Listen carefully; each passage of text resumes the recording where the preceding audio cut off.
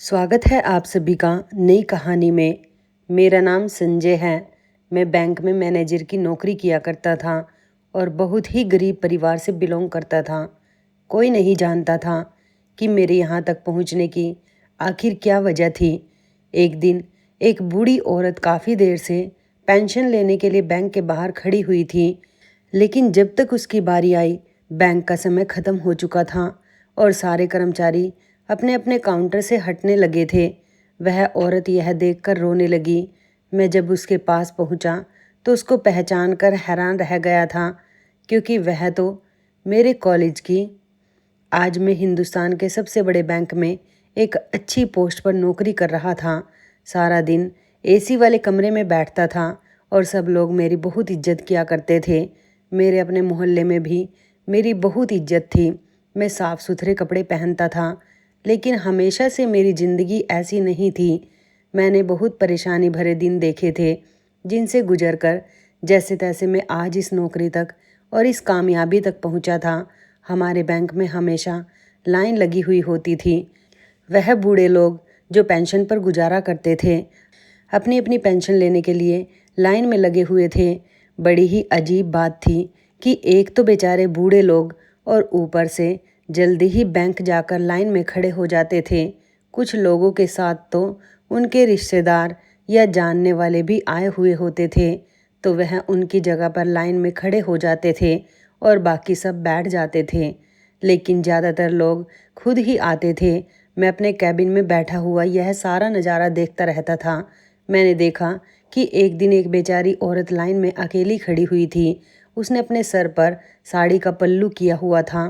मुझे उसका चेहरा ठीक से दिखाई नहीं दे रहा था, लेकिन जब उसकी बारी आने लगी थी तो उससे 5 मिनट पहले ही बैंक का टाइम ख़त्म हो गया था।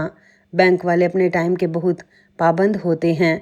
टाइम ऑफ होते ही अपने अपने कंप्यूटर्स बंद कर देते हैं और उसके बाद किसी का कोई काम नहीं करते। फिर चाहे किसी की कितनी ही मजबूरी क्यों ना हो, फिर चाहे कितने ही लोग बैंक में क्यों ना बचे हों, फिर उन्हें दूसरे दिन ही आना होता है, तभी उनका काम पॉसिबल हो पाता है।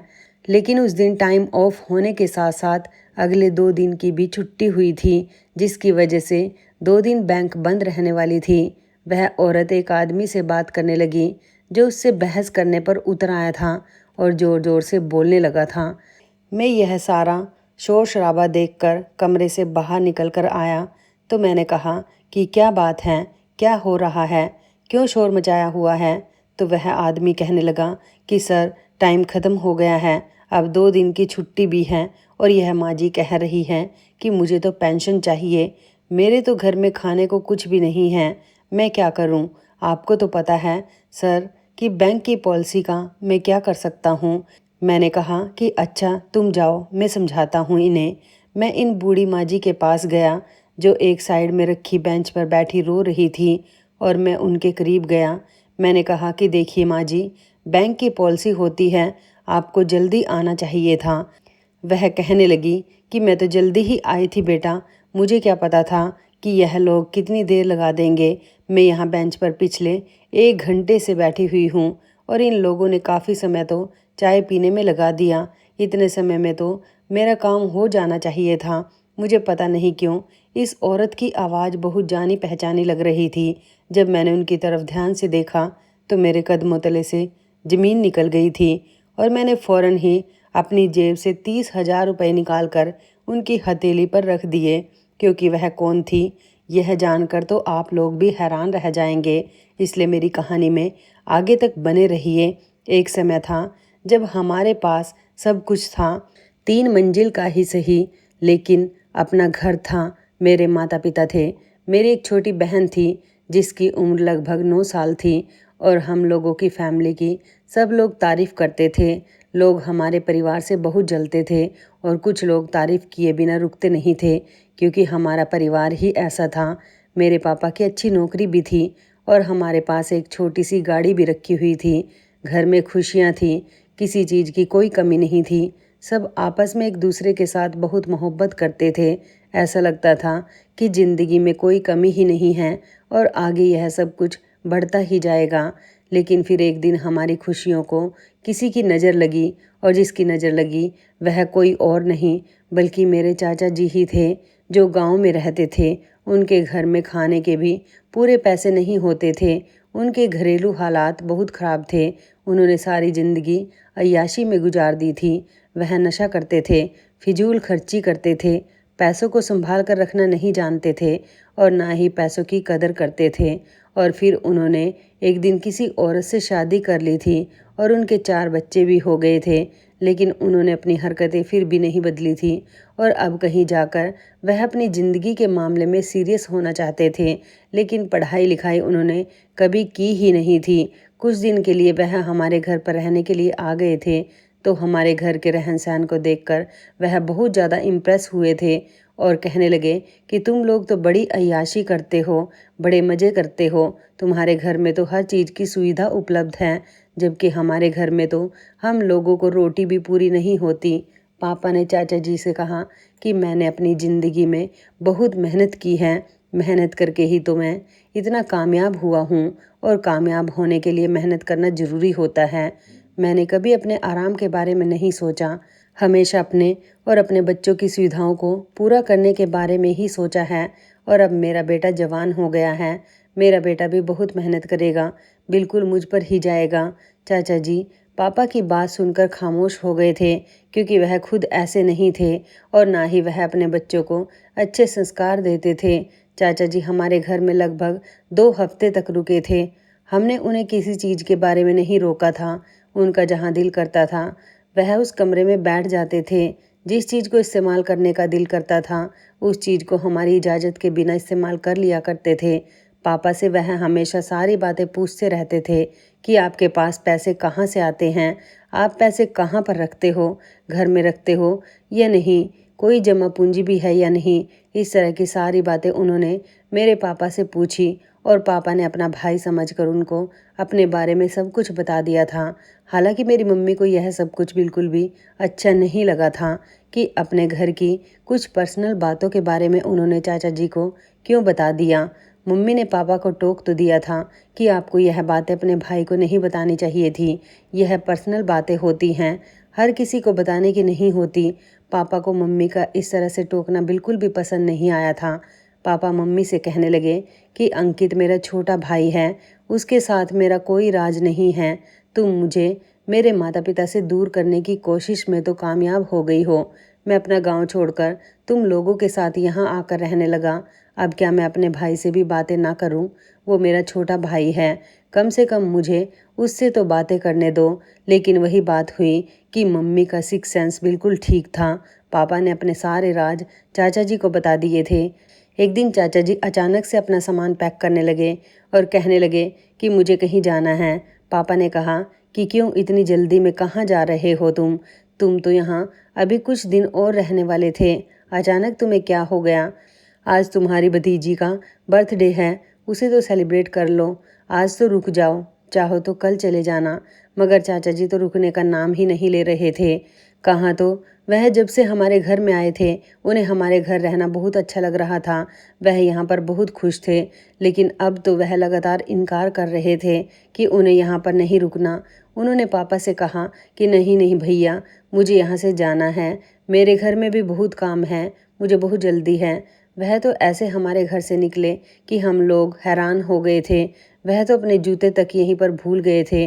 पता नहीं वह इतनी जल्दी में क्यों थे। हमने तो इस बात पर ज़्यादा ध्यान ही नहीं दिया था। हमें लगा कि सच में उन्हें घर पर कोई ज़रूरी काम होगा। लेकिन अभी 2 हफ्ते ही गुजरे थे कि एक दिन हमारे घर कुछ लोग आ गए थे और कहने लगे कि आपका घर देखना है। हमने हैरानी से कहा कि देखना है क्या मतलब? हम आपका मतलब नहीं समझे। भला आपको हमारा घर क्यों देखना है? यह हमारा अपना घर है, कोई किराए का घर नहीं है जो हमने किराया नहीं दिया हो, जो आप देखने के लिए आ गए हैं।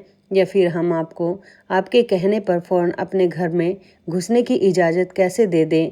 उन्होंने कहा कि आपका घर अब यह नहीं रहा, यह अब हमारा घर हो चुका है। आपके भाई ने यह घर हमें बेच दिया है। उसके पास इस घर के कागज़ मौजूद थे जो पहले ही उसने हमारे नाम करवा दिया है। उसके बाद यह घर हमें बेच दिया। हमने उनसे यह घर खरीद लिया है और उन्होंने यह भी कहा है कि यहाँ पर कुछ लोगों का कब्जा है जो हम अपने तरीके से हटवा लेंगे और हम कोई मामूली लोग नहीं हैं। आपका आपस में दोनों भाइयों का जो भी मामला है, जायदाद का मामला है, हमें नहीं पता, लेकिन अब यह घर हमारा है और हम आपको 2 हफ्ते का टाइम देते हैं। आप यहाँ से चले जाइए, वरना हम आपको इस घर से निकालने के लिए पुलिस को बुला लेंगे। उनकी बातें सुनकर तो हम सब लोग हैरान रह गए थे। सबसे पहले तो हमने अपने घर में देखा, जहाँ पर हमारे घर के कागजात रखे रहते थे, वह घर के कागजात वाली फाइल वहाँ से गायब थी। चाचा जी ने वह फाइल वहाँ से उठा ली थी और घर पहले ही अपने नाम करवाकर फिर उसको बेच दिया था। इसका मतलब चाचा जी ने हमारे घर से हमारे ही घर के कागजात चोरी किए थे और हमारे साथ इतना बड़ा धोखा किया था। वैसे भी यहाँ रिश्वत देकर सारे काम हो सकते थे, यह काम भी हो चुका था। उन्होंने हमारा घर बेच दिया था। जब पापा को विश्वास हो गया कि उनके भाई ने उनके साथ बहुत बड़ा धोखा किया है, तो उनसे ज़्यादा दुखी और परेशान कोई भी नहीं था। उन्होंने अपनी सारी ज़िंदगी मेहनत करके यह घर बनाया था, अपनी कमाई से हर पैसे को जोड़कर एक एक ईंट लगाई थी, लेकिन आज वह सब कुछ एक धोखे में खो चुके थे। और धोखा भी किसी और से नहीं मिला था, बल्कि अपने ही सगे भाई से मिला था। हमने वकील साहब से बात की तो वह कहने लगे कि घर के असली कागज जिसके पास चले जाएं, वह तो कागजों के साथ छेड़छाड़ करके कुछ भी करवा सकता है। आपको खुद ही गलती नहीं करनी चाहिए थी, अपने घर के कागजात संभाल कर रखने चाहिए थे। हमने चाचा जी पर कभी नज़र रखी ही नहीं थी। हमें पता भी नहीं था कि वह हमारे घर में आकर हमारे मेहमान बनकर हमारे साथ इतना बड़ा धोखा कर देंगे। हमें नहीं पता था कि वह हमारे घर में क्या कर रहे थे और उनके दिमाग में क्या चल रहा था। उन्होंने हमारे कागज़ भी चुरा लिए थे और मम्मी के सोने के 2 सेट भी घर से गायब थे। इसका मतलब कि वह सोने के सेट भी लेकर गायब हो चुके थे। तभी तो उन्हें अपने घर जाने की बहुत जल्दी थी और वह जल्दबाजी में हमारे घर से निकल गए थे कि कहीं उनकी चोरी पकड़ी ना जाए। पापा ने जब यह सुना तो वह कुछ देर के लिए खामोश हो गए थे। उनकी आंखों में आंसू तैरने लगे थे और उन्होंने धीमी आवाज़ में कहा, मैं जाकर अंकित से बात करता हूँ। मम्मी ने फ़ौरन कहा कि जब उसने यह सब कुछ कर लिया है तब उसे शर्म नहीं आई। अब आप वहाँ जाकर क्या बात करेंगे? क्या आपकी बात करने से वह हमारा सब कुछ हमें वापस कर देगा? मैंने तो आपसे पहले ही कहा था कि अपने इस निकम्मे भाई पर भरोसा मत कीजिए। वह खुद तो हरामखोर था, आपकी कामयाबी और खुशियों को भी खा गया। आपको तो उसे अपने घर में भी नहीं घुसने देना चाहिए था, लेकिन अब देखिए कितना बड़ा नुकसान हो गया है। मम्मी की आवाज़ उभराई हुई थी। उनके चेहरे पर गम की एक गहरी लकीर थी, लेकिन पापा कुछ बोल नहीं सके थे। उन्होंने अपना चेहरा अपने दोनों हाथों में छुपा लिया था, जैसे वह खुद को इल्ज़ाम दे रहे हैं कि यह सब उनके भरोसे की गलती का नतीजा था। मम्मी पापा ने उस दिन के बाद आपस में लड़ना झगड़ना शुरू कर दिया था। दोनों के दिलों में दर्द था, लेकिन दोनों की बातें एक दूसरे के लिए जख्म बन रही थी। पापा कहते थे कि मैंने गलती तो की, तो क्या तुम्हारे कहने पर भी मैं अपने भाई को घर से निकाल देता? मम्मी कहने लगी कि हाँ, निकाल देना चाहिए था ऐसे घटिया इंसान को, क्योंकि उसके इरादे ठीक नहीं थे। उसे शर्म नहीं आई अपने ही भाई को बर्बाद करते हुए। वह तो शुरू से ही लालची इंसान है, तभी तो खुद अपनी ज़िंदगी में कुछ नहीं कर पाया। उन दोनों के बीच बोलने वाला कोई नहीं था। मैं और मेरी बहन चुपचाप एक कोने में बैठे रोते रहे और उनका झगड़ा देखते रहे। हमारी आंखों के सामने वह घर जिसमें हम हंसते थे अब एक जंग का मैदान बन चुका था। वो घर तो हमें छोड़ना ही था, अपना घर जो पापा ने इतनी मुश्किल से बनाया था। इस घर को खाली करना पापा के लिए बहुत तकलीफ़दायक था। वह दिन ब दिन कमज़ोर होते जा रहे थे। वह कमरे को आखिरी बार देखते जैसे उनसे जुदा हो रहे हो। दरवाज़ों को हाथ लगाकर खड़े हो जाते थे, आंगन की दीवारों को देखते थे, उनकी आंखों से आंसू बहते रहते थे। वह कहते थे कि यह वह घर है जहाँ मैंने तुम लोगों के लिए सपने देखे थे, अब यह सपना टूट गया है। मम्मी के चेहरे पर खामोश दर्द था। वह पापा के सामने मजबूत बनने की कोशिश करती रहती थी, लेकिन जब वह कमरे में अकेली होती तो आंसुओं में डूब जाती थी। पापा इस बुरे समय से गुजर तो गए थे, लेकिन उनकी तबीयत बिगड़ गई थी। पहले उन्हें सीने में दर्द हुआ था। हम उन्हें अस्पताल ले गए थे। डॉक्टर ने कहा कि उन्हें हार्ट अटैक हुआ है, मगर छोटा सा है। कुछ दिन आराम करेंगे तो ठीक हो जाएंगे। हम उन्हें अस्पताल से घर ले आए थे। वह पहले जैसे नहीं रहे थे। हर समय चुपचाप रहते थे, किसी से बात नहीं करते थे, रात को जागते रहते थे, सुबह खाने से इनकार कर देते थे। मम्मी कहती थी कि कुछ खा लीजिए, लेकिन वो कहते थे कि मेरा कुछ भी खाने को दिल नहीं करता, मुझे नींद नहीं आती। एक रात जब हम सब सोए हुए थे तो पापा की सांस अचानक तेज होने लगी थी। मम्मी ने शोर मचाया कि देखो बेटा, तुम्हारे पापा को क्या हो रहा है। तो हम लोग भागकर उनके पास गए थे। उनका रंग उड़ गया था। हम फौरन उनको अस्पताल लेकर भागे थे, मगर इस बार वह वापस नहीं आए थे। उनके दिल ने जवाब दे दिया था। अपने भाई के हाथों लूट जाने का दुख उनके दिल ने बर्दाश्त नहीं किया था। वह सदमा उनके अंदर बैठ गया था और उन्होंने उसी दुख में अपनी जान दे दी थी। हम अपना घर तो छोड़ ही चुके थे, अब इस किराए के घर में रह रहे थे, परेशानी के दिन देख रहे थे और अब पापा भी हमें इस दुनिया से छोड़कर चले गए थे। ऐसा लगता था जैसे चारों तरफ से हम पर मुसीबत के पहाड़ टूट रहे हैं। पापा का शव घर में रखा हुआ था। हम लोग शव को देखकर टूट गए थे। मम्मी की हालत बहुत ख़राब थी। वह बार बार यही कहती थी कि अगर मैंने तुम्हें इससे बचने को कहा होता, तुम मान लेते, तो आज हम इस तरह बर्बाद ना होते। अब घर भी चला गया, गाड़ी भी बेचनी पड़ गई और पापा भी चले गए थे। मैंने पापा का दाह संस्कार कर दिया था। मैंने उनकी चिता को अपने हाथों से आग दी थी। ऐसा लगा जैसे मेरा सब कुछ खत्म हो गया है। अब तो मुसीबत इतनी ज़्यादा बढ़ चुकी थी कि मेरी नौकरी भी नहीं लगी थी, क्योंकि मैं तो पढ़ाई कर रहा था। मैंने अभी हाई स्कूल भी नहीं किया था। हमने गाड़ी बेच दी और सारे मामला सीधे कर लिए ताकि कुछ कर्ज हो जाए। लेकिन ज़िंदगी एक ही झटके में बदल गई थी। एक ही समय में घर भी चला गया था, गाड़ी भी चली गई थी और पापा भी चले गए थे। मम्मी बीमार हो गई थी। अब हमारे पास कोई खुशी बाकी नहीं रही थी। मैं अपने स्कूल गया और मेरी एक टीचर थी जिनका नाम रेखा शुक्ला था। उन्हें मैंने बताया कि अब मैं पढ़ने कभी नहीं आऊँगा, क्योंकि मेरे साथ जो कुछ भी हुआ था वह सब कुछ मैंने उन्हें बता दिया था और मैंने उन्हें यह भी बताया था कि मैं अपने घर वालों को संभालना चाहता हूँ। रेखा मैडम ने कहा कि तुम इंटर तक के पेपर तो दे दो, वरना फिर कभी कुछ नहीं कर पाओगे। ज़िंदगी के किसी भी मोड़ पर पढ़ाई काम आ जाती है। चलो, इंसान पढ़ाई आगे कर ही लेता है, और अगर तुम्हें पढ़ने में दिक्कत आ रही है तो मैं तुम्हारी मदद करने के लिए तैयार हूँ। इंटर तो तुम्हारा कंप्लीट करवा ही दूँगी। रेखा मैडम मेरा बहुत ख्याल रखती थी। मैंने कहा, मैडम, मेरे लिए आगे पढ़ाई बहुत मुश्किल हो जाएगी, क्योंकि जितने दिन मैं पेपर दूंगा उतने ही दिन मेरे घर का गुजारा कैसे चलेगा। वह कहने लगी कि मैं तुम्हें कुछ पैसे दे दूंगी, लेकिन तुम पेपर ज़रूर दे दो बेटा। तुम्हारी ज़िंदगी संवर जाएगी, तुम्हारा भविष्य सुधर जाएगा। यह पढ़ाई आगे चलकर तुम्हारे ही काम आएगी। मैं तुम्हारे भले के लिए ही कह रही हूँ। मैंने उनकी बात मान ली थी। उन्होंने मुझे 20 दिन का खर्चा दे दिया था, जिसमें मेरे पेपर के दिन थे। मैंने वह पैसे ले लिए थे और घर आ गया था, मगर मेरे दिल और दिमाग की जो हालत थी वह सिर्फ मैं ही जानता था। मुझे पता था कि पेपर तो मैं दे दूंगा, लेकिन इंटर पास होकर आखिर में क्या ही कर लेता। सोचा था कि इसके बाद मैं मेहनत मजदूरी करूंगा, घर का खर्चा चलाऊंगा, मम्मी और बहन का ख्याल रखूंगा। मम्मी तो वैसे भी बीमार रहने लगी थी और बहन बहुत छोटी थी। मुझ पर बहुत सख्त हालात आ गए थे।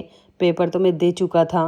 मम्मी ने कहा था कि अब तुम अपने लिए कोई नौकरी तलाश करो तो अच्छा होगा, क्योंकि अब तुम ही हो जो हमारा इकलौता सहारा हो। तुम्हें ही सब कुछ करना है, तुम्हें ही सब कुछ देखना है, क्योंकि तुम्हारे अलावा अब हमारा कोई भी नहीं है। हमें तुमसे बहुत उम्मीद है बेटा। मैंने अपनी मम्मी को तसल्ली दी थी और कहा था कि आप फिक्र मत कीजिए, मैं पूरी कोशिश करूँगा सब कुछ बेहतर करने का। कभी कभी मुझे यह सब बहुत कुछ अजीब भी लगता था कि अभी कुछ महीने पहले तक मैं अपनी ज़िंदगी को मज़े से गुजार रहा था। मेरी जेब में पापा पैसे डाल देते थे। मुझे कभी पैसों की कमी नहीं हुई थी। हमारा अपना घर था, सब ठीक था, हम लोग बहुत खुश थे। और अब यह इतनी बड़ी मुसीबत मैं कैसे बर्दाश्त करूँगा। मैंने तो कभी गरीबी और तंगी देखी भी नहीं थी। मेरे स्कूल का रिजल्ट आ गया था, मैं पास तो हो गया था, लेकिन दिल के अंदर एक कसक सी उठ रही थी, क्योंकि अगर हालात इतने बुरे नहीं होते, अगर पापा की मौत नहीं हुई होती और घर ना बिखरता और मेरे दिमाग पर बोझ नहीं बनता, तो शायद मैं टॉप कर लेता। बचपन से ही मैं पढ़ाई में अच्छा था और टीचर भी मुझसे बहुत उम्मीद रखते थे। लेकिन ज़िंदगी के झटकों ने मेरा ध्यान पढ़ाई से हटा दिया था। रिजल्ट के दिन मैंने अपनी मार्कशीट देखी तो मेरी आंखों के सामने पापा का चेहरा घूम गया था, जो हमेशा से कहते थे कि मेरा बेटा ऑफिसर बनेगा। उस दिन वह सपना मुझे चुभने लगा था। मैं खामोशी से घर वापस आ गया था। मम्मी के चेहरे पर उदासी छाई हुई थी। वह कहने लगी कि बेटा, तुम पास तो हो गए हो, चलो यह तो बहुत अच्छी बात है। लेकिन मैं जानता था कि उनके दिल में भी एक चाहत थी, वही चाहत जो पापा के दिल में थी। अगले दिन मैं स्कूल गया और अपनी टीचर रेखा मैम से मिला, वही जिन्होंने हाई स्कूल के दिनों में मेरा सहारा बनकर मुझे पढ़ाई के लिए हिम्मत दी थी। मैंने उनके सामने बैठकर धीरे से कहा था कि अब मैं आगे नहीं पढ़ पाऊँगा। ज़िंदगी की मजबूरियाँ हैं, घर का खर्चा भी उठाना है और मम्मी की तबीयत भी ठीक नहीं रहती। उनकी आंखों में हैरानी थी। उन्होंने कहा कि तुम्हारे जैसे बच्चे अगर हार मान जाएं तो बाकियों का क्या बनेगा। तुम बहुत इंटेलिजेंट हो, हिम्मत वाले हो, तुमने बहुत हिम्मत से हाई स्कूल कंप्लीट कर लिया है, आगे इंटर भी कंप्लीट कर लोगे। मैंने उनकी तरफ देखा और धीरे से कहा कि आपने जितनी मदद मेरी की है उसके लिए मैं आपका बहुत बहुत आभारी हूँ, और यह जो पैसे आपने मुझे दिए थे वह भी मैं किसी तरह आपको जल्द ही वापस कर दूंगा। वो मेरी बात सुनकर मुस्कुराई थी और कहने लगी कि मैं तुमसे वह पैसे वापस नहीं लूँगी बेटा। मैंने अपने पैसे किसी गलत जगह नहीं लगाए, बल्कि अच्छे इंसान की मेहनत पर लगाए हैं। मैंने हैरान होकर पूछा, मैडम यह क्या कह रही हैं आप? उन्होंने हंसते हुए कहा कि हाँ, मैं बिल्कुल ठीक कह रही हूँ, तुम्हारी नौकरी लग गई है। उन्होंने बताया कि स्कूल तो गवर्नमेंट का है, लेकिन तुम्हें वहाँ पर प्राइवेट के तौर पर रखा जाएगा। तुम्हें वहाँ कैंटीन में काम करना होगा। मैंने उनकी बात सुनी तो दिल के अंदर जैसे एक चुभन सी हुई थी। मैंने कहा कि अगर मैं इस स्कूल में आ जाऊँ लेकिन पढ़ने के लिए नहीं, काम करने के लिए, तो मुझे बहुत दुख होगा।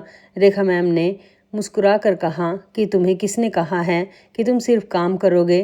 तुम प्राइवेट पढ़ाई भी करोगे। मैं तुम्हें आगे पढ़ने के लिए किताबें ला कर दूंगी और अपने फ्री पीरियड में तुम्हें पढ़ाया भी करूंगी। उनकी बात सुनकर मेरा दिल खुशी से भर गया था। उन जैसी औरत मैंने अपनी पूरी ज़िंदगी में नहीं देखी थी। वह हर तरफ से मेरी मदद कर रही थी। मेरे दिल से हमेशा उनके लिए अच्छी प्रार्थनाएं निकलती थी। ऐसा लगता था जैसे किसी अंधेरे रास्ते में अचानक एक चिराग जल उठा हो। कुछ दिन के बाद मेरी कैंटीन में नौकरी लग गई थी। काम बहुत आसान था। सुबह जल्दी आना होता था, साफ सफाई करना, चाय बिस्किट रखना और दोपहर के समय बच्चों को खाना देना होता था। शाम तक मेरा काम ख़त्म हो जाता था और सबसे अच्छी बात यह थी कि जो खाना बच जाता था वह मुझे साथ घर ले जाने के लिए दे दिया जाता था। इससे मेरा घर भी चलने लगा था और मेरी मम्मी बहन को भी खाने पीने की कोई परेशानी नहीं हो रही थी। दोपहर के समय जब रेखा मैम का फ्री पीरियड होता था तो वह आराम करने के बजाय मुझे पढ़ा दिया करती थी। कभी कभी मैं कहता था कि मैडम आप थक गई होंगी, आप आराम कर लीजिए, आप पहले ही मेरे लिए काफ़ी कुछ करती हैं। तो वह मुस्कुरा कर कहती थी कि नहीं, मुझे तुम्हें पढ़ाने में बहुत सुकून मिलता है और तुम्हारी मदद करने में भी बहुत सुकून मिलता है। उन्होंने मेरे लिए कोर्स का बंदोबस्त भी करवा दिया था, बल्कि कहा था कि पढ़ने में तुम्हें ही मेहनत करनी होगी। अगर मैं अपना सुकून कुर्बान कर रही हूँ तो तुम भी अपना टाइम लगाओ। वह मेरे लिए सिर्फ टीचर नहीं रही थी, वह एक माँ जैसा प्यार करने वाली औरत बन गई थी। उनके बारे में मैं बहुत कुछ तो नहीं जानता था, बस इतना पता था कि वह अकेली रहती हैं।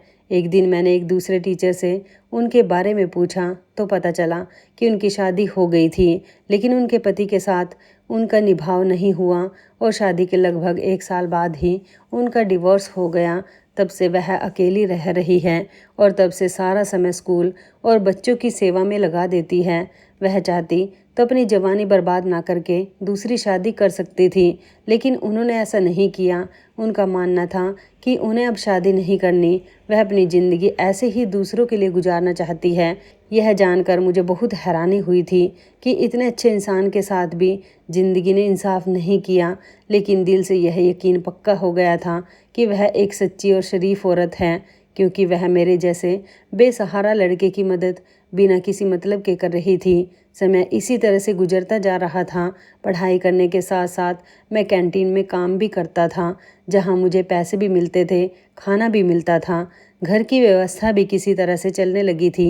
लेकिन मम्मी की बीमारी बढ़ती जा रही थी, क्योंकि उनके दिल पर पापा के जाने का दुख ऐसे बैठ गया था कि वह कभी ठीक ही नहीं हो सकी।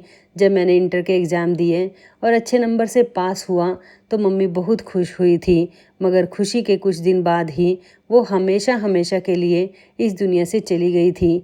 मेरी दुनिया फिर से उजड़ गई थी। पहले पिता चले गए और फिर माँ भी। अब मेरे पास सिर्फ एक बहन ही बची हुई थी, जो अब जवान हो रही थी। मैं कई दिन तक टूटा फूटा सा रहा था। कैंटीन में काम करते हुए भी मेरा दिल भारी रहता था, लेकिन रेखा मैडम ने मुझे सहारा दिया था। वह आई और कहने लगी कि संजय, तुम्हें हार नहीं माननी है, जिंदगी अभी ख़त्म नहीं हुई है। भले ही तुम्हारे माता पिता इस दुनिया से चले गए, लेकिन तुम अभी भी जिंदा हो। उनके सपने जिंदा हैं जिनको तुम्हें पूरा करना है। तुमने उनके सपने पूरे कर दिए तो उनकी आत्मा को कितना सुकून मिलेगा, यह तुम जानते हो। मैंने धीरे से कहा कि मैडम, मैं पढ़ लिख कर क्या करूं, जब मेरे अपने ही मेरे साथ नहीं हैं। तो मुझे तो ऐसा लगता है जैसे धीरे धीरे मेरा सब कुछ ख़त्म होता जा रहा है। उन्होंने मेरा कंधा थपथपाया और कहने लगी कि एक दिन तुम्हारी यह पढ़ाई दूसरों के भी बहुत काम आएगी। अगर तुम अपना भला नहीं कर सकते तो कम से कम दूसरों के काम तो आ जाओ। मैंने उनकी बात मान ली थी और अब बीए में मैंने एडमिशन ले लिया था। अब मेरी ज़िंदगी में सिर्फ एक ही मकसद रह गया था, अपनी बहन को बेहतर ज़िंदगी देने का। मैं बीए प्राइवेट करता रहा, कैंटीन में नौकरी की, पढ़ाई, और फिर रात को स्कूल के अंदर ही सो जाता था। तो कभी बाहर किसी जगह पर। मेरी पढ़ाई का सारा खर्चा पिछले कई सालों से रेखा मैडम ही उठा रही थी। मैं उनका बहुत बहुत आभारी था। वक्त गुजरता गया और मैंने बीए भी कंप्लीट कर लिया तो मेरी बहन अब कॉलेज जाने के काबिल हो गई थी। मुझे दिन रात उसकी फ़िक्र होती रहती थी कि वह अकेली ना हो, इसलिए मैंने उसे अपनी छोटी मासी के घर भेज दिया था। मेरी मासी की 3 बेटियां थीं। वह बहुत ही शरीफ और अच्छी थी। मेरी मासी हमसे बहुत प्यार करती थी। मासी ने मेरी बहन का बहुत ख्याल रखा था। उन्होंने उसको अपनी बेटियों की तरह रखा था। वहाँ पर मेरी बहन अपनी कज़न के साथ सुकून से रहने लगी थी और इधर मैं उसकी फ़िक्र से थोड़ा फ्री हो गया था। मेरी बहन मासी के घर पर सलामत थी। मासी का घर वैसे भी ज़्यादा दूर नहीं था, बस दूसरे मोहल्ले में ही था और शहर भी एक ही था। मैं एक हफ्ते में 2 बार अपनी बहन से मिलने के लिए ज़रूर जाता था। उससे बात करता था, उसकी ख्वाहिशों के बारे में पूछता था। उसे कुछ चाहिए होता तो उसके लिए लेकर जाता था। उसे थोड़े से पैसे भी दे आता था। मुझे अपनी बहन से मिलकर बहुत सुकून मिलता था और देखकर अच्छा लगता था कि वह वहाँ पर खुश है और सही सलामत है, क्योंकि मेरी मासी ने मुझे विश्वास दिलाया हुआ था। उन्होंने कहा था कि संजय बेटा, तुम ऐश्वर्या की फ़िक्र मत करो, हम उसका बहुत ख्याल रखते हैं। वह यहाँ पर खुश है और अपनी पढ़ाई में भी खूब मन लगा रही है। मेरी ज़िंदगी अब सिंपल मगर जैसे तैसे गुजर रही थी। दिन मेहनत में और रात प्रार्थनाएं करते करते गुजर जाती थी। कभी कभी स्कूल के खाली कमरों में बैठा हुआ मैं पापा और मम्मी को याद करता था तो मेरा दिल भर आता था। फिर खुद को समझा देता था कि मैं उन दोनों की उम्मीदों का इकलौता वारिस हूँ। मुझे उनके सपने पूरे करने हैं, मुझे गिरने की इजाज़त नहीं है। मैं जानता था कि अगर मैं रुक गया तो सब कुछ ख़त्म हो जाएगा और मैंने खुद से वादा कर लिया था कि मैं अब कभी नहीं रुकूंगा। अब मेरा अगला कदम था एमए करने का, जो कि मुश्किल भी था। लेकिन रेखा मैडम ने कहा था कि यह तुम्हें प्राइवेट नहीं बल्कि रेगुलर करना होगा, तभी तुम्हारा फ़ायदा होगा। हर बार की तरह इस बार भी वह मेरे साथ थी। मैंने उनकी बात सुनी थी और धीरे से कहा था कि मैडम, उसकी तो फ़ीस भी बहुत ज़्यादा होगी और मेरा हाल यह है कि मैं अभी भी कमा कमा कर बस घर और बहन का खर्चा ही चला रहा हूँ, तो रेगुलर पढ़ाई कैसे करूँगा। उन्होंने मेरी तरफ प्यार से देखा और कहा कि फ़िक्र मत करो बेटा, मैं तुम्हारे लिए कोई ना कोई बंदोबस्त ज़रूर कर दूँगी। तुम्हें बस पढ़ाई करनी है, बाकी चीज़ों की तुम फ़िक्र मत करो, सब कुछ मुझ पर छोड़ दो। उन्होंने स्कूल वालों से बात की और मुझे कैंटीन से हटाकर छोटी क्लासों को पढ़ाने का काम दिलवा दिया था। यह मेरे लिए बहुत बड़ी बात थी।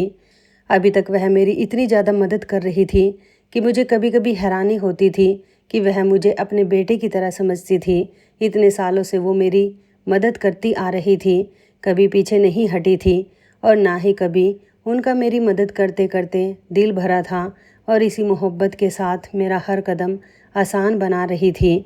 जब मेरी नौकरी अच्छी लग गई, मुझे और बच्चों को पढ़ाने का मौका मिला, तो मेरे पास पैसे भी ज़्यादा आने लगे थे और मेरी इज्जत भी बढ़ गई थी। मैंने पहली बार अपने दिल में सुकून महसूस किया था कि अब मेरी मेहनत रंग लाने लगी है। मैंने रेगुलर एडमिशन ले लिया था और यूनिवर्सिटी में पढ़ना शुरू कर दिया था। बीए में मेरे अच्छे नंबर आए थे, इसलिए यूनिवर्सिटी में भी मुझे कुछ कंसेशन मिल गया था।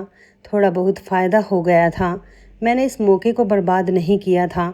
मैं सुबह यूनिवर्सिटी जाता था और शाम को छोटे बच्चों को पढ़ाने आ जाता था। मेरा दिन बहुत बिजी हो गया था, लेकिन इसमें बिजी होते हुए भी मैं दिल ही दिल में सुकून की सांस लेता था कि मुझे रेखा मैडम जैसी एक नरम दिल और अच्छी टीचर मिली है, वरना मैं न जाने कहाँ से कहाँ भटक रहा होता। मेरी एमए की क्लास अच्छी चल रही थी और मैं दिन रात पढ़ाई में लगा रहता था। लेकिन इससे पहले ही मेरा एमए का रिजल्ट आए, एक दिन अचानक खबर मिली कि रेखा मैडम रिटायर हो गई हैं। मैं यह सुनकर हैरान हो गया था, बल्कि मुझे एक ज़ोरदार झटका लगा था, क्योंकि अभी तो उनके रिटायर होने की उम्र ही नहीं थी। मैंने स्कूल में जाकर पूछा तो सबने यही कहा कि वह खुद आई और रिजाइन देकर चली गई हैं, और इसके बाद किसी को नहीं पता कि वह कहाँ गई। मुझे उनके घर का भी एड्रेस पता था। मैं दौड़कर उनके घर के दरवाजे पर पहुंचा। मैंने उनके घर के दरवाजे पर दस्तक दी, लेकिन कोई जवाब नहीं मिला। वहां पर ताला लगा हुआ था। मैंने मोहल्ले वालों से पूछा तो उन्होंने कहा कि बेटा, वह तो यहाँ से चली गई हैं, पता नहीं कहाँ गई है। आस पड़ोस में कुछ बताकर नहीं गई। हमने उन्हें बस यहाँ आते हुए और जाते हुए ही देखा है, और हमें उनके बारे में सिर्फ इतना ही पता है कि उनके साथ कोई नहीं था। वह हमेशा अकेली ही होती थी और वह खुद अकेली ही अपना सामान लेकर निकली और फिर वापस नहीं आई। मैं यह सुनकर अंदर से हिल गया था। मेरी आंखों में आंसू आ गए थे। मैंने हर तरफ रेखा मैडम को ढूंढने की कोशिश की थी, मगर उनका कुछ अता पता ही नहीं चल सका था।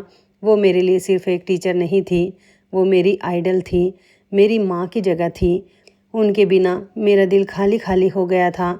मैं कई दिन तक उन्हें ढूंढता रहा था। मैंने उनके पुराने नंबर पर कॉल भी की थी, लेकिन वह नंबर भी बंद हो गया था।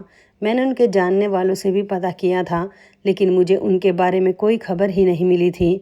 ऐसा लगता था जैसे वह हवा में कहीं गायब हो गई हैं। मुझे कुछ समझ नहीं आया था कि यह सब कुछ अचानक कैसे हो गया। अभी कल तक वह मेरे साथ थी, मेरी हिम्मत बढ़ाया करती थी, मेरी मदद करती थी, मुझे पढ़ा रही थी, और आज अचानक से वह गायब हो गई थी। मेरी दुनिया जैसे एक बार फिर से उजड़ गई थी। मुझे ऐसा लगता था कि उनके बिना मैं एमए कभी भी अच्छे नंबरों से पास नहीं कर पाऊंगा। मैं अक्सर रात को उनको बहुत याद करके रोता था। मेरी किताबों पर उनके शब्द गूंजते थे, मुझे उनकी याद आती थी। उनका चेहरा बार बार मेरी आंखों के सामने आता था। मन करता था कि बस जल्दी से जाकर उनसे मिल लूं, मगर पता नहीं वह कहाँ गायब हो गई थी।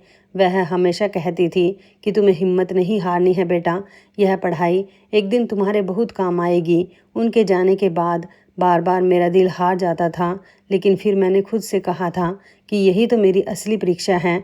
अगर मैं अब गिर गया तो उनकी की हुई सारी मेहनत बर्बाद हो जाएगी। मैंने खुद को संभाल लिया था और सोचा था कि मुझे तो और भी बहुत ज़्यादा मेहनत करनी है, ताकि जो सपने उन्होंने मेरे लिए देखे थे वह मैं पूरे कर सकूं, चाहे वह खुद मौजूद हो या ना हो। उनके दिए हुए हौसले और आशीर्वाद मेरे साथ थे, लेकिन कभी कभी दिल में डर सा आ जाता था कि कहीं वह किसी मुसीबत में तो नहीं फंसी हुई है, कहीं उनके साथ कुछ गलत तो नहीं हो गया, कहीं किसी ने उनको कोई नुकसान तो नहीं पहुंचा दिया। अगर ऐसा नहीं था तो फिर वह अचानक से गायब कैसे हो गई। पर स्कूल वालों ने कहा था कि वह खुद अपना इस्तीफ़ा देने के लिए आई थी और बिल्कुल ठीक ठाक थी, उन्हें कोई परेशानी नहीं थी। उन्हें स्कूल से रिजाइन करने की कोई वजह भी नहीं बताई थी। बस अब मैं उनके लिए रोज़ प्रार्थना करता था कि वह जहाँ भी हो सही सलामत हो, खुश हो और बिल्कुल ठीक हो। मैं उनकी सिखाई हर बात को याद करके मेहनत करता था और दिल ही दिल में कहता था कि रेखा मैडम, आप जहाँ भी हैं देख रही होंगी कि आपका बेटा आपकी कुर्बानियों और नसीहतों को याद रखे हुए है। और फिर वक्त गुजरने के साथ साथ मैंने उनका सपना पूरा कर दिया था। मैंने अपनी पढ़ाई पूरी कर ली थी और अपनी बहन को भी विदा कर दिया था। उसकी शादी एक अच्छे परिवार में कर दी थी, जिसमें मासी ने भी मुझे बहुत सपोर्ट किया था। जिस लड़के के साथ मैंने अपनी बहन को विदा किया था वह उसे पसंद करती थी और मेरे लिए अपनी बहन की खुशी से ज़्यादा कुछ नहीं था। लड़का अच्छा था, पढ़ा लिखा था, अच्छी नौकरी करता था, इसलिए मैंने उसकी शादी वहाँ पर कर दी और अपनी बहन का घर बसा दिया था। अब मैं अपनी बहन की तरफ से तो बेफिक्र हो गया था। मुझे उसकी तरफ से कोई परेशानी नहीं थी। अगर वह अपनी पसंद के लड़के के साथ खुश थी तो मुझे और क्या चाहिए था। मासी तो कहती थी कि बेटा अब तुम्हें भी शादी कर लेनी चाहिए। मैं तुम्हारे लिए कोई अच्छा सा रिश्ता तलाश कर लेती हूँ, सीधी सादी और घरेलू लड़की तुम्हारे लिए पसंद कर लेती हूँ, वो जो तुम्हारे घर को और तुम्हें अच्छी तरह से समझ सके। लेकिन अभी मैंने उनसे मना किया हुआ था कि मैं अभी शादी नहीं कर सकता, मुझे अभी अपने आप को सेटल करना है। मेरी बात पर मासी खामोश हो गई थी, मगर मैंने उन्हें कहा था कि आप मेरी माँ समान हो, आपने मेरा और मेरी बहन का हमेशा बहुत ख्याल रखा। मैं आपका बहुत बहुत आभारी हूँ। आखिरकार एक रिश्तेदारों में इकलौती वही रिश्तेदार हमारी थी जो हमारी परवाह करती थी, बाकी तो किसी को हमारी कोई परवाह नहीं थी। उन्होंने हमारा बहुत साथ भी दिया। लोग सही कहते हैं कि मासी माँ जैसी होती है। अब मैं बिल्कुल अकेला रह गया था, खाली कमरा, खाली घर और वह खामोशी जो दिल को काटती थी। मगर ज़िंदगी ने मुझे संभलने का मौका दिया था। मेरी मेहनत रंग लाने लगी थी। मेरी किस्मत ने पहचान लिया था कि यह वही संजय है जो कभी स्कूल की कैंटीन में बर्तन धोता था, जो कभी फ्री टाइम में खुद को पढ़ाता था और जिसके पास कल तक अपने जूते की लीज खरीदने के पैसे नहीं होते थे। अब मेरी बैंक में नौकरी लग गई थी। मैंने वहाँ पर अपनी मेहनत और सच्चाई से सबका दिल जीत लिया था। जल्द ही मुझे वहाँ पर तरक्की भी मिल गई थी और फिर मैं एक ऊंचे पद पर पहुँच गया था। मेरी सैलरी भी लाखों में हो गई थी। शहर के एक अच्छे इलाके में मेरा घर था जहाँ की खिड़कियों से ठंडी हवा आती थी। मेरे पास अपनी गाड़ी थी जो हर रोज़ सुबह मुझे ऑफिस ले जाती थी और शाम को वापस घर ले आती थी। एसी वाले कमरे में बैठकर मैं काम करता था और जब कभी मैं खुद को आईने में देखता तो मुझे वही संजय याद आता था जो कभी पसीने में डूबा हुआ स्कूल के कैंटीन में खाना गर्म करता था। मेरे पास सब कुछ था, मगर दिल के अंदर 3 लोगों के लिए खाली जगह हमेशा रहती थी। एक मेरे पिता के लिए जो मेरी कामयाबी देखने से पहले ही इस दुनिया को छोड़कर चले गए थे। एक मेरी मम्मी के लिए जो पापा के गम में अपने आप को खो बैठी थी और तीसरी रेखा मैडम के लिए जिन्होंने मेरी ज़िंदगी की वो बुनियाद रखी थी। इन तीनों की याद मेरे दिल में इतनी गहरी हो गई थी कि मेरी हर कामयाबी के पीछे मुझे इन्हीं के साए महसूस होते थे। कभी कभी जब ऑफिस में कोई मेरी तारीफ़ करता, यह कहता कि संजय सर आप जैसे लोग बहुत कम होते हैं, तो मेरे दिल में सबसे पहला ख्याल अपनी टीचर का आता था जो कहती थी कि बेटा पढ़ाई तुम्हें पहचान देगी और तुम्हारा नाम चमकाएगी। मैं सोचता था कि अगर वह आज होती तो कितना खुश होती, मगर वह तो अचानक कहीं गुम हो गई थी, जैसे हवा में गायब हो गई हो। मैंने उन्हें बहुत ढूंढा था मगर वह कभी नहीं मिल सकी। फिर एक दिन ऐसा आया जो मेरी ज़िंदगी का सबसे बड़ा लम्हा बन गया था। बैंक में वह दिन मामूली सा दिन था। बाहर हल्की सी बारिश हो रही थी और सर्दी बढ़ रही थी। मैं अपने कैबिन में बैठा हुआ फाइल्स देख रहा था कि दरवाजे के बाहर शोर सा हुआ। एक बूढ़ी औरत थी जो गार्ड से कह रही थी कि बेटा मुझे अंदर जाने दो, मैं अपनी पेंशन लेने के लिए आई हूँ, लेकिन अभी 2 दिन तक बैंक बंद रहेगी। मुझे तो 2 दिन से खाने को भी कुछ नहीं मिला, मैं भूखी हूँ। आगे 2 दिन अपना गुजारा कैसे करूँगी। जैसे ही मैंने सर उठाया और इस औरत को देखा तो एक झटके से मेरा दिल धड़कने लगा था। मेरे हाथ से पेन नीचे गिर गया था। वो चेहरा चाहे झुर्रियों से भरा हुआ था, मगर वह पहचान मेरी आंखों में जिंदा थी। मैं कुर्सी से उठा और दौड़कर वहां गया था। लोग हैरान रह गए थे कि बैंक का ऑफिसर एक भिखारी जैसी औरत के सामने क्यों जा रहा है। मैं सीधा उनके कदमों में जाकर बैठ गया था। मुझे देखकर पूरे बैंक का स्टाफ हैरान रह गया था। मैंने कहा कि मैडम आपने मुझे पहचाना नहीं, मैं संजय हूँ, आपका स्टूडेंट। वो कुछ लम्हे तक मुझे देखती रही थी, जैसे यादों के धुंधले पर्दे के पार कोई चेहरा तलाश कर रही हो। फिर धीरे से कहने लगी कि संजय बेटा तुम ठीक हो? हाँ मैं तुम्हें पहचान गई हूँ। मेरी आंखों में आंसू आ गए। मैंने कहा जी मैडम मैं बिल्कुल ठीक हूँ, आपकी वजह से ही आज मैं इस मुकाम पर हूँ। मैंने उनके हाथ पकड़ लिए और कहा कि आप मेरे साथ चलिए, मेरा घर यहीं करीब में है, मैं आपको छोड़ आता हूँ। मगर वह कहने लगी कि नहीं बेटा मैं तुम्हारे साथ नहीं जा सकती, बस मुझे मेरे घर छोड़ दो। मैंने कहा ठीक है मैडम आप चलिए, मैं आपको आपके घर छोड़ दूंगा। मैं सोच रहा था कि रास्ते में उनके लिए कुछ राशन पानी ले लूँगा ताकि कम से कम अगले दिन उन्हें भूखा ना रहना पड़े।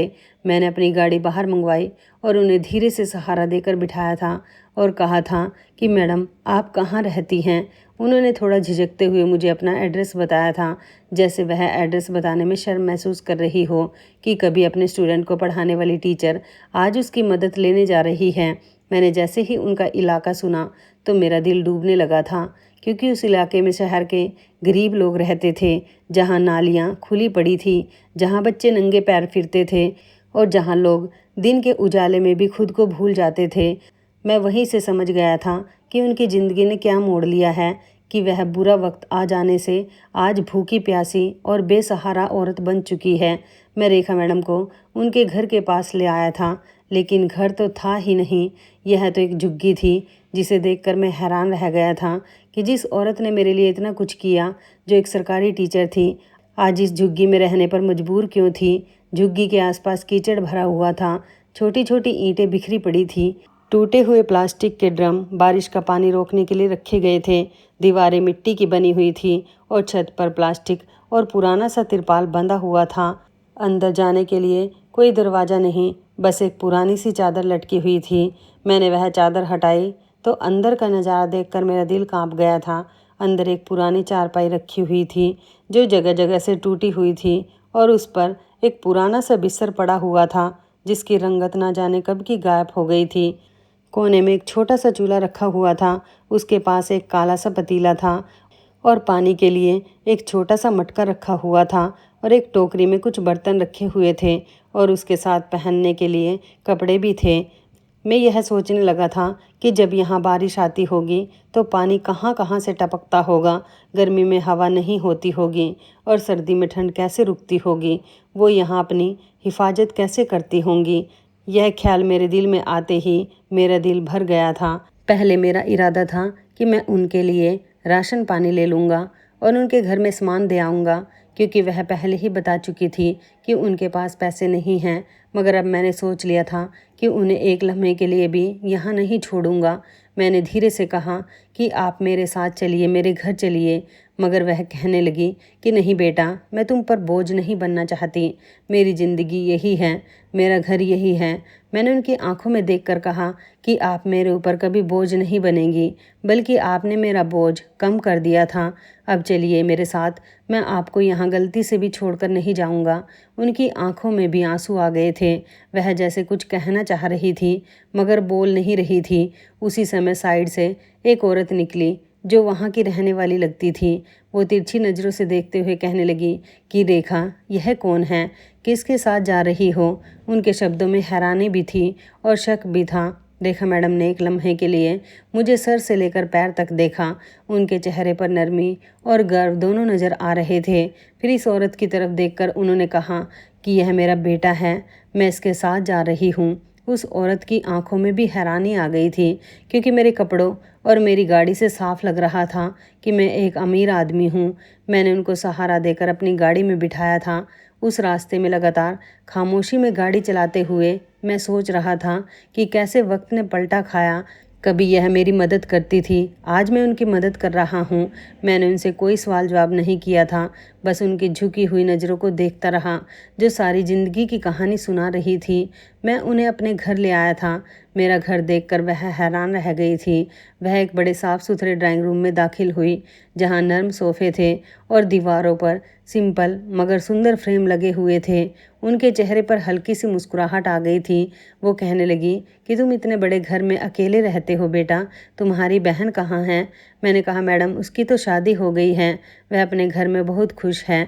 मैंने उन्हें ऊपर के कमरे में ले जाकर कहा कि यह अब आपका कमरा है, अब आप हमेशा यही रहेंगी। मैंने नौकरानी से कहकर उनके लिए खाना बनवाया, उनको खिलाकर सुला दिया। वह थकान से चूर होकर सो गई थी। उनके चेहरे पर सुकून आ गया था, जैसे सालों के बाद वह सुकून की नींद में सो रही थी। और फिर मैं बाजार चला गया था। मैंने उनके लिए कपड़े, दवाइयाँ और बाकी उनकी ज़रूरत का सामान खरीदा था। जो कुछ भी मुझे समझ आया था, मैंने उनके लिए ले लिया था। मैं उनके लिए सब कुछ खरीद लाया था और उनके कमरे में रख दिया था। जब वह सोकर उठी तो उन्होंने कपड़े देख लिए। वह नहा धोकर नए कपड़े पहनकर बाहर आ गई थी। उनका चेहरा साफ सुथरा और हल्का सा खुशी भरा लग रहा था। मैंने रात के खाने का बंदोबस्त करवा लिया था और टेबल पर खाना लग चुका था। मैंने उनसे कहा कि अब आप मुझे बताइए कि आप इस मुकाम तक कैसे पहुंच गई। अब तो आपको मुझे सब कुछ बताना ही होगा। आखिर आप कहाँ गायब हो गई थी बिना बताए। वह कुछ लम्हे खामोश रही, फिर गहरी सांस लेकर बोली कि हाँ बेटा, तुम्हारी कामयाबी आसमान तक पहुंच गई है और मेरी कामयाबी आसमान से ज़मीन पर आ गई है। बेटा, मेरा कोई घर नहीं था, इसलिए मैंने बैंक से लोन लिया था। अपनी सैलरी में से मैं किस्तें जमा करती थी। मैं अपना घर अभी बना ही रही थी, लेकिन फिर पता चला कि जिस जगह मेरा घर बनाया जा रहा था वहाँ पर मेरे आधे बने हुए घर के अंदर ही किसी ने कब्जा कर लिया है। कोई कब्जा माफिया वहाँ आकर बैठ गई। मैं सब कुछ छोड़ छाड़ कर अपना घर बचाने के लिए वहाँ चली गई थी, क्योंकि वह दूसरा शहर था, वह शहर जहाँ मैं पैदा हुई थी, और मैं वहीं पर अपना घर बनाना चाहती थी। जाहिर सी बात है कि अपना शहर सबको प्यारा होता है। मुझे लगा कि वह लोग होंगे तो मैं उनसे कहूँगी कि मेहरबानी कीजिए मेरा घर छोड़ दीजिए, लेकिन वह बहुत बड़ी पार्टी थी। उन्होंने मेरा घर नहीं छोड़ा, बल्कि मेरे साथ बहुत बुरा किया। इतना कहकर रेखा मैडम खामोश हो गई थी। मैं समझ गया था कि उनकी बात का मतलब क्या था, क्योंकि उस समय वह जवान थी और अभी भी उनकी उम्र इतनी ज़्यादा नहीं थी, मगर उनकी कंडीशन ऐसी हो गई थी कि जैसे वह बहुत ही ज़्यादा बूढ़ी हो गई है। मैंने उनसे आगे कुछ नहीं पूछा, मगर वह खुद बोलने लगी थी। कहने लगी कि बेटा, मुझे कोई दिमागी परेशानी नहीं है, लेकिन फिर भी मेरे अंदर अब वह हिम्मत नहीं रही जो पहले हुआ करती थी कि मैं दूसरों की हिम्मत बांध सकूं, उनकी मदद कर सकूं। इसी गांव में एक रिश्तेदार के घर में रहने लगी थी और बीमारियों ने मुझे घेर लिया। वह लोग भी मुझसे तंग आ गए थे और उन्होंने भी मुझे घर से निकाल दिया था और वह मेरी पेंशन हड़पना चाहते थे। बस फिर मैं इधर आ गई और थोड़ा बहुत सामान जमा करके अपने लिए थोड़ा बहुत ठिकाना बना लिया। मैंने नौकरी भी जल्द ही छोड़ दी थी, इसलिए मेरी पेंशन इतनी नहीं थी कि मैं किराया भी दे सकूं, बिजली के बिल भी दे सकूं, तो बस फिर वहीं रहती थी। मैंने पूछा कितने साल से आप इस शहर में रह रही हैं, तो वह कहने लगी कि 2 साल से। मैंने कहा आपने मुझसे कांटेक्ट क्यों नहीं किया, तो वह कहने लगी कि बेटा, अगर मैं तुम्हें ढूंढने की कोशिश करती तो शायद तुम मुझे मिल ही जाते, मगर मैं डरती थी कि तुम यह ना समझो कि जो एहसान मैंने तुम पर किया था मैं उसका बदला मांगने के लिए आई हूँ, इसलिए तुमसे कांटेक्ट कर रही हूँ। यह सुनकर मेरी आंखों में आंसू आ गए थे और मैंने कहा कि अगर आप एहसान का बदला मांगने भी आ जाती तो फिर भी मैं देने का पाबंद था। आपने मेरे साथ बहुत भलाई की थी, आपको मेरे पास आ जाना चाहिए था, लेकिन शुक्र है कि किस्मत ने हमें मिला ही दिया। मैंने उनको कहा कि अब आप इधर मेरे साथ ही रहेंगी, मेरी माँ बनके। जैसे आपने उस औरत से कहा था कि यह मेरा बेटा है, वैसे ही मैं भी सबको बताऊंगा कि आप मेरी माँ हैं, और वैसे भी टीचर और स्टूडेंट माँ बेटे की जगह ही होते हैं। मैंने कहा कि आज से आपका घर यही है, अब यह आपका ठिकाना है और आप कभी भी अकेली नहीं होंगी, मैं हमेशा आपके साथ हूँ। यह सुनकर उनकी आंखों में एक अजीब सी रोशनी आ गई थी, जैसे बरसों के बाद दुख पल भर में भूल गई हो। उनके चेहरे पर वही सुकून था जो एक माँ को अपने बेटे के पास रहकर मिलता है। वह बहुत ही खुश हो गई थी और कहने लगी कि बेटा, तुमने मुझे ज़िंदगी के आखिरी हिस्से में इज्जत दे दी, वरना तो मैं समझ ही चुकी थी कि अब मेरी ज़िंदगी ऐसे ही गुजर जाएगी। अब रेखा मैडम की पेंशन सीधा मेरे पास आती थी, मैं खुद बैंक से लेकर आता था और उनके हाथ में रख देता था, मगर उनसे हमेशा यही कहता था कि वह 1 रुपया भी खर्च ना करे, यह सब उनका हक है। लेकिन उनके लिए अब हर चीज़ मैं खुद करता था ताकि उनको किसी फिक्र की ज़रूरत ना रहे। मैंने उनके लिए घर में एक नौकरानी अलग से रख ली थी, क्योंकि पहले भी घर में और नौकरानियाँ मौजूद थीं। मैं नहीं चाहता था कि कोई भी नौकरानी उनसे ध्यान हटाकर बाकी के काम करे। बस एक नौकरानी सिर्फ़ और सिर्फ उनके लिए ही होनी चाहिए, जो सिर्फ उनका ध्यान रखे, उनका ख्याल रखे। वो सालों तक दूसरे के बच्चों को संवारती रही थी, अब समय था कि उनको आराम दिया जाए, इसलिए एक नौकरानी सारा दिन उनकी सेवा में लगी रहती थी और हम दोनों टीचर स्टूडेंट एक माँ और एक बेटे की तरह घर में सुकून से रहते थे। शाम को जब मैं ऑफिस से वापस आता तो वह मेरा इंतज़ार कर रही होती थी, जैसे एक माँ अपने बेटे के इंतज़ार में दरवाजे पर खड़ी रहती है। हम लोग रात का खाना एक साथ खाया करते थे।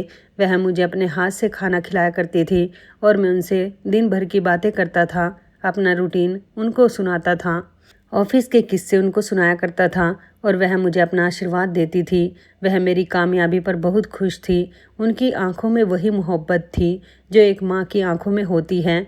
अब उनकी ज़िंदगी में भी एक नया रंग आ गया था। वह पहले खामोश और गम में डूबी हुई रहती थी, लेकिन अब उनकी आंखों में एक चमक थी। वह मेरे लिए कोई लड़की पसंद कर रही थी। कहती थी कि बेटा, शायद हम इसलिए दोबारा मिले हैं क्योंकि मेरी औलाद ना होते हुए भी तुम मेरी औलाद बन गए हो। मैं तुम्हारी शादी करवाऊंगी। वो यह कहती तो मुझे अच्छा लगता था। उन्होंने कहा कि मुझे लगता है कि तुमने अब तक शादी कर ली होगी, मगर मुझे जब पता चला कि तुम अभी तक अकेले हो तो मेरे दिल में एक चाहत उठी कि मैं तुम्हारा यह फ़र्ज़ खुद अदा करूंगी। जिस तरह तुमने मेरा सहारा बनकर मेरा फ़र्ज़ अदा किया। मैं उनकी बात सुनकर हंस पड़ता था और कहता था कि आप जो कहेंगी मैं वैसा ही करूँगा, और वह मेरी बात से खुश हो जाती थी। अब हमारी ज़िंदगी में खुशियाँ ही खुशियाँ थी। मेरा घर खाली नहीं रहा था। एक माँ का आशीर्वाद था और एक माँ की खुशबू भी थी। वो खुशबू जो सालों से मेरे घर में ख़त्म हो गई थी, लेकिन अब वापस आ गई थी। मेरी बहन भी घर आती थी तो रेखा मैडम को देखकर बहुत खुश हो जाती थी और उनके साथ खूब बातें किया करती थी। मैंने सोच लिया था कि अब मैं जल्द ही शादी कर लूँगा और अपनी ज़िंदगी को पूरा कर लूँगा और एक नई फैमिली बन जाएगी जिसमें मेरी माँ, मेरी पत्नी और मेरे आने वाले बच्चे होंगे। मैं सोचता था कि अब मेरी ज़िंदगी में जो कमी थी वह पूरी हो जाएगी, लेकिन जब भी मैं सुकून से बैठता हूँ और अपनी ज़िंदगी पर नज़र डालता हूँ तो मुझे अपने चाचा जी याद आ जाते हैं। वही चाचा जिन्होंने मुझे सड़क पर लाकर छोड़ दिया था और जिन्होंने मेरा सब कुछ छीन लिया था। उनके बारे में अक्सर मैं सोचता था कि शायद उनको दुनिया में ही कोई सज़ा मिल गई हो, लेकिन ऐसा कुछ भी नहीं हुआ था। वह अपनी ज़िंदगी आराम से गुजार रहे थे और उन पर कोई मुसीबत नहीं आई थी। शुरू में मुझे यह सब देखकर दुख होता था, लेकिन फिर एक दिन मुझे समझ आ गया था कि असल में यह और भी बुरा हुआ कि अगर उनको इस दुनिया में कोई सज़ा मिल जाती तो शायद ऊपर वाले के यहाँ उनकी बचत हो जाती, लेकिन अभी तक उनको सज़ा नहीं मिली थी। इसका मतलब यही है कि ऊपर वाला उनको बहुत बड़ी सज़ा देगा और वहाँ वो उससे बच नहीं सकेंगे। मैं जब इन सब बातों पर ध्यान देता हूँ तो मुझे यह एहसास होता है कि ज़िंदगी ने मुझे जो परीक्षा दी थी वह सब इसलिए थी कि मैं मजबूत बन सकूं और एक दिन अपनी माँ के आशीर्वाद और अपनी टीचर के सहारे इस मुकाम पर पहुंच सकूं जहां मैं आज हूं। मैं उनकी तरफ देखता हूं और दिल ही दिल में कहता हूं कि यह सब उनकी कुर्बानी और मेहनत का नतीजा है। वह अब सिर्फ मेरी टीचर नहीं रही बल्कि मेरी माँ बन गई थी और यह घर अब सिर्फ मेरा घर नहीं था बल्कि हमारा घर था, जिसमें मोहब्बत थी, इज्जत थी, सुकून था, सबसे बढ़कर एक माँ के आशीर्वाद की ताकत थी। अगर आपको यह कहानी पसंद आई हो तो लाइक करें, अपने दोस्तों और परिवार के साथ शेयर करें, चैनल को सब्सक्राइब करना ना भूलें। मिलते हैं अगली वीडियो में। धन्यवाद।